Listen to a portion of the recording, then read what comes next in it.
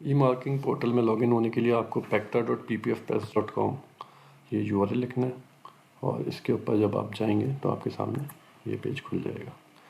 इस पेज के अंदर जाके आप अपने यूज़र से लॉगिन करेंगे।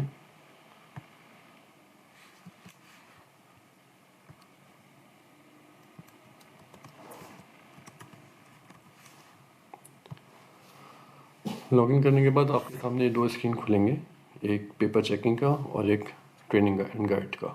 पेपर चेकिंग के अंदर, ट्रेनिंग एंड गाइड के अंदर आपके पास जो भी फ्रिक्वेंटली आस्क्ड क्वेश्चंस होंगे उसके बारे में वीडियोस आ रही होंगी, ट्यूटोरियल्स आ रहे होंगे, चेकिंग किस तरह से करनी है। और जो आपके पास दूसरा ऑप्शन है पेपर चेकिंग का, इसके अंदर आपके पास जो जो डैशबोर्ड आ रहा होगा जिसमें आपके पास जो जो बैचेस अलॉट हुए हैं वो यहाँ पे नज़र आ रहे होंगे। जैसे एक सेकंड ऑप्शन है जिसमें आपके पास जैसे ही कोई नया बैच आपको सिस्टम एडमिनिस्ट्रेटर्स की तरफ से अलॉट होगा तो यहाँ पे आपके पास आ जाएगा, इनविटेशन आ जाएगी। इनविटेशन वो एक्सेप्ट करेंगे आप तो उसके में आपका टाइम स्टार्ट हो जाएगा मार्किंग का। जब अगर आप मार्किंग अपनी स्टॉप करना चाहते हैं तो आप यहाँ पे इनविटेशन जो है वो एक्सेप्ट करना बंद कर देंगे। यहाँ पे आपके सामने एक बैच आ रहा है, इस बैच के अंदर आप जाते हैं, व्यू बैच के ऊपर क्लिक करेंगे तो यहाँ से आपके पास बैच आ गया। इस बैच के अंदर 10 सवाल आपको अलॉट हुए हैं। नॉर्मली जो है वो आपको 100 का बैच या 200 क्वेश्चंस का बैच मिलेगा। इसमें आप चेक पे जैसे ही क्लिक करेंगे तो आपके सामने क्वेश्चन नंबर लिखा हुआ आ गया, यहाँ पे उसका क्वेश्चन का स्टेटमेंट आ गया और ये उसके बच्चे का आंसर आ गया। ये पूरा क्रॉप्ड रीजन आपके सामने विजिबल हो जाएगा। यहाँ पे आपके सामने क्वेश्चन लिखा है the general term of arithmetic sequence is an 9n+1 find the first 3 terms of the sequence.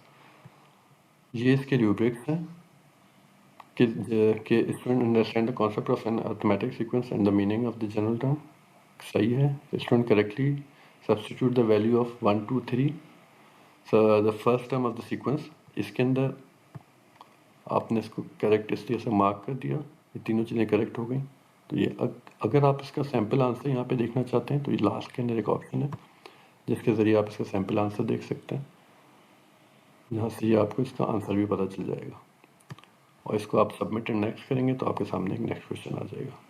इस तरीके से आप मार्किंग करते चले जाएंगे। यहाँ पे A1 A2 A3 यहाँ पे ये बच्चे ने गलत आंसर किया है, इसको आप रॉन्ग कर देंगे। ठीक है। इस चीज़ से अगर आप कोई सवाल स्किप करना चाह रहे हैं, बाद में चेकिंग कर लिए तो आप इसकी स्किप कर सकते हैं। अगर आपके पास जो